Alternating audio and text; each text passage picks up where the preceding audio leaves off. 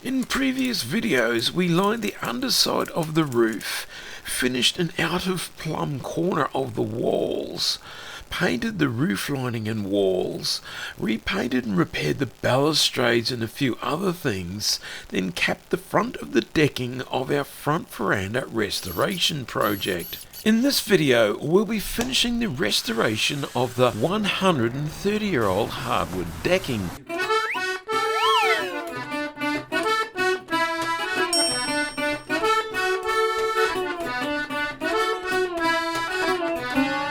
We're now at the stage where we're doing the decking itself, and I have done some sanding along that edge there and through the middle here, but before I do any more I really need to punch all the nails. A lot of these are old rusty nails and they're not all that pretty, and then fill them with this wood filler, which is designed for outside, and it's a dark oak walnut colour. So yeah, it's quite a time consuming job, but it's kind of necessary.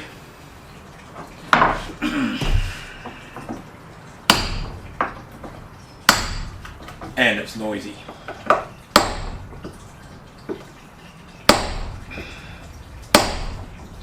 Once we've punched these holes in here, like right there, we then suck out all the garbage that's out of the holes, all the dust, and there's also all this gunk that's in these gaps here, which I'd like to get out, because we don't really want to be oiling on top of all that. Loosen it up. Some of it goes down right through, some of it comes out on top here. Also tidy the deck up a lot too, just the appearance of it and having all this garbage down into the cracks.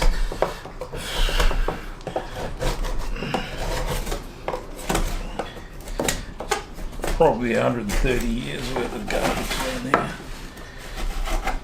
Because the floor was covered for quite some time.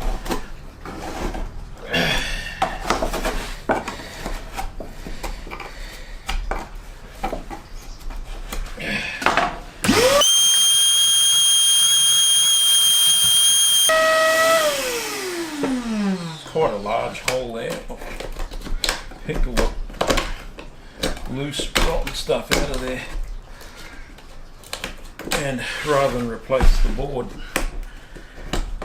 I will just fill that with bog up to a certain level, and then wood filler on top of that, because the bog will hold on better.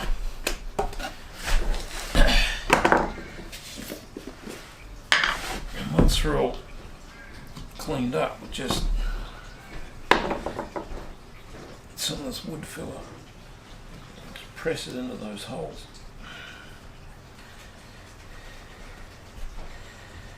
There's quite a bit of filler going in there, so we need to let it dry for quite a while.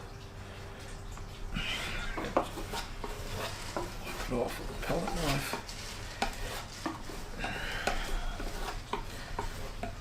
Make sure it's in there good. Once all the nail holes are filled in and those gaps cleaned out, which took some time by the way, we can finally get on with the sanding, which is a whole lot of fun too. We're using a disc sander that we found to be the most effective for this deck, because it takes the material off fast and can follow the contour of the old boards, retaining their character. The boards are slightly different thicknesses and widths, aren't dead flat, and have 130 years of weathering, causing a nice texture in the grain in places. Using a belt or drum sander would make the top of the boards nice and flat, but wouldn't be able to get into the edges of the boards, so you'd still have character in the gaps but none on top. That wouldn't look right. The disc sander gets nicely into the low spots and even partway into the gaps, leaving a much more natural finish. A drawback of the disc sander is it creates a lot of nasty brown dust that must be vacuumed up regularly so we can see what we're doing and stop it getting everywhere. Where there is paint or filler in the weathered grooves of the boards, a wire brush wheel on an electric drill is used to remove it. Light coloured paint in the grooves of the dark boards looks terrible, so has to come out. The wire brushing does tend to deepen the grooves a bit though, but we like this because it introduces more character into the deck. The trusty little orbital detail sand is ideal for getting into spots that the disc sander can't, such as corners, and also follows the contour of the boards so we don't lose any character. The disc sander can go right up to the edge of the wall and even under moulding if there is a gap large enough, although it can grab and kick, then sand things it shouldn't, such as my foot. I know, I should have been wearing safety boots. The disc sander can only reach so far under the balustrades from the inside, so we need to go around the front, which means climbing around in the spiky garden to sand the very front of the decking, which the disc sander reaches quite easily. A good thing it does, because this is quite grey from sitting in the hot sun for 5 years. And I am wearing some Australian safety boots here.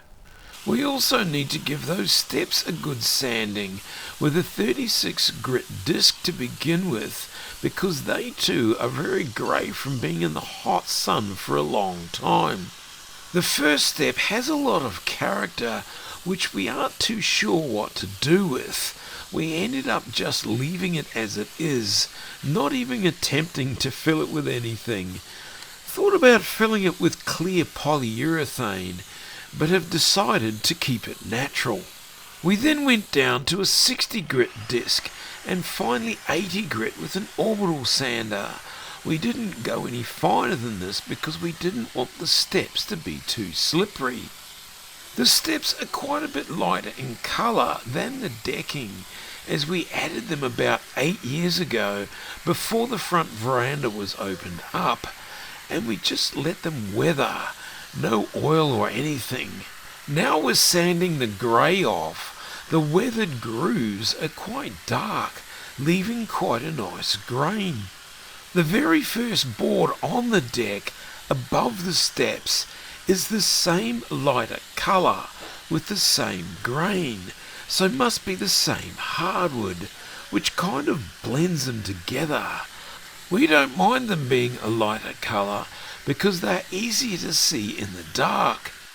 The stringers for the steps also need to be sanded, using the disc sander where it will get in, then the detail sander with 60 grit sandpaper to begin with, followed by 80 grit. These are the same timber as the treads and have also been weathered the same, so have the same look. The filler for the nail holes is a bit too light in colour. By wetting the deck, we get a much better idea of how it will look once it is oiled. It appears to be quite dark, so we'll need to darken the filler in the nail holes too, because at the moment they stand out too much, which spoils the look of the deck. We'd rather they were darker than lighter. We do this by mixing a bit of brown and black artist's acrylic paint and carefully painting it on the filler to blend it in. We're not wanting to match it up exactly, as we'd be there forever. We just want it to be much less obvious.